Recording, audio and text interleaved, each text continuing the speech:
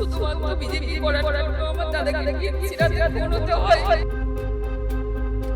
পরে আমাদেরকে নানা রকম অত্যাচার কখনো করতো, তেল দিয়েছে, হুমকি দিয়েছিল, বিজেপি করে সারা জীবনের মতো বুঝিয়ে দেবো। থানা থেকে ঢিল ছোড়া দূরত্বে নৃশংসভাবে আমার দাদাকে হত্যা করা হয়। শুধুমাত্র বিজেপি করার অপরাধে তৃণমূলের গুন্ডা বাহিনীর হাতে খুন হওয়ার অভিযোগ। দাদাকে হারিয়েছে বোন, ছেলেকে হারিয়েছেন বাবা। বৃহস্পতিবার জনতার দরবারে মৃত বিজেপি কর্মীর সুবিচারের আশায় পৌঁছায় পরিবার। শুধুমাত্র বিজেপি করার জন্য আমার দাদাকে টিএমসি রাতে খুন হতে হয়। তারপরে আমাদেরকে নানা রকম অত্যাচার তখনও করতো।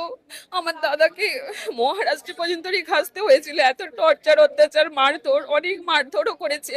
পুলিশ তেট দিয়েছে, হুমকি দিয়েছিল, বিজেপি করা সারা জীবনের মতো ঘুচিয়ে দেবো। থানা থেকে ঢিল ছোড়া দূরত্বে নৃশংসভাবে আমার দাদাকে হত্যা করা হয়। টিএমসির গুন্ডা বাহিনী হত্যা করেছে আমার দাদাকে, যে আমাদের উপরে এখন টর্চার অত্যাচার করতে, যেহেতু আমরা সাক্ষী আছি। কোথায় থাকি? আমার বাড়ি বাঁকুড়া ডিস্ট্রিক্টের কতুলপুরের পাহাড়পুর গ্রামে। আমাদের কোনো কথা শোনে না, আমরা বিচার পাচ্ছি না। তাদেরকে হাইকোর্ট থেকে জামিন দিয়েছে পুলিশ। মুখ্যমন্ত্রীর সঙ্গে কথা বলার পরে কিছুটা আশ্বস্ত মৃত বিজেপি কর্মীর পরিবারের সদস্যরা। তারা জানান পুনরায় তদন্ত শুরু করার আশ্বাস দিয়েছেন মুখ্যমন্ত্রী। 2025-এ রাত 10টা থেকে 10:30টার মধ্যে তৃণমূলের গুন্ডা বাহিনী তাকে নৃশংসভাবে খুন করে। মুখ্যমন্ত্রী আশ্বাস দিয়েছেন সব রকম সহযোগিতা করবেন। আপনি যাওয়ার পর মুখ্যমন্ত্রী কি বললেন? উনি সিআইডি দিয়ে নতুন করে তদন্ত করার আশ্বাস দিয়েছেন।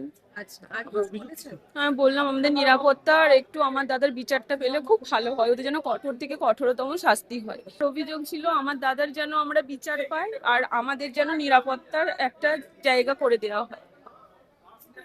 জনতার দরবারে মুখ্যমন্ত্রীর থেকে আশ্বাস পেয়ে কিছুটা নিশ্চিন্ত বোধ করছেন পরিবারের সদস্যরা। প্রকৃত বিচার কতদিনে মেলে, কতদিনে দোষীদের কঠোরতম শাস্তি হয়, সেদিকেই তাকিয়ে পরিবারের সদস্যরা।